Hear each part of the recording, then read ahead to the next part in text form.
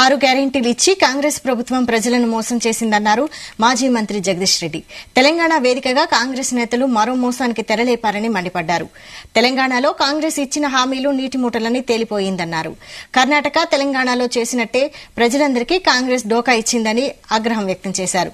మార్పు కొత్తగా ఉంటుందని ప్రజలు భ్రమపడ్డారని, 2014కు ముందు దుస్థితి వస్తుందని వాళ్లు అనుకోలేదని జగదీష్ రెడ్డి అన్నారు. తెలంగాణ నుంచే దేశాన్ని మొత్తం మోసం చేద్దామన్న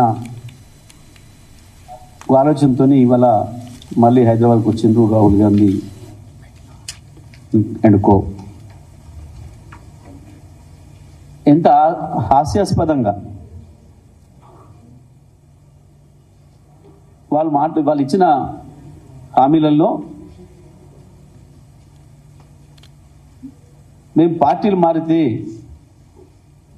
ఆ క్షణంలోనే డిస్క్వాలిఫై చేసే చట్టం తీస్తామని చెప్పింది సమక్షంలో పార్టీ మారి బీఆర్ఎస్ బీఫామ్ మీద గెలిచి పార్టీ మారి మీ పక్కన కూర్చోబెట్టుకున్న వాళ్ళ సమక్షంలో పార్టీ మార్పిడైన వాళ్ళని మరి క్షణంలోనే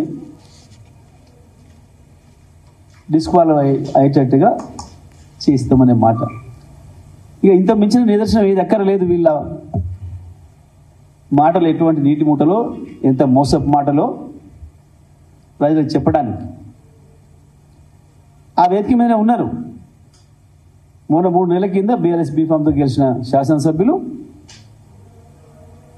అక్కడనే ఉన్నారు. ఇవాళ వీళ్ళని డిస్క్వాలిఫై చేయండి అని చెప్పి మా పార్టీ నుంచి ప్రతినిధులు పోతే కనీసం స్పీకర్ గారికి సమయం ఇవ్వడానికి కూడా తీరటం లేదు. పిటిషన్ తీసుకోవడానికే వెనకాడుతున్నారు. విచారణ పక్కన పెట్టండి. వీళ్ళు ఈ రకంగా మాట్లాడడం అంటే దయ్యాలు వేదాలు వల్లించిందనే మాట దీనికి స్పష్టంగా ఉపయోగపడతా ఉంది. కాంగ్రెస్ ఇచ్చే హామీలన్నీ నీటి ముట్టలేని,